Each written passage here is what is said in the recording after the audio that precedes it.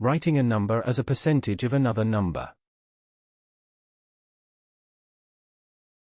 We can express a number a as a percentage of another number b by dividing a by b and express the corresponding result, either fraction or decimal, as a percentage. In general, we have the following on screen. Let's explain this point through an example. Example. Express the numbers 21 and 37 as percentages of 50. Solution.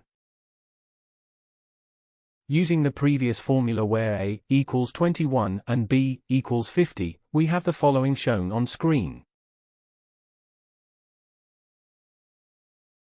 Hence, 37 equals 74% of 50.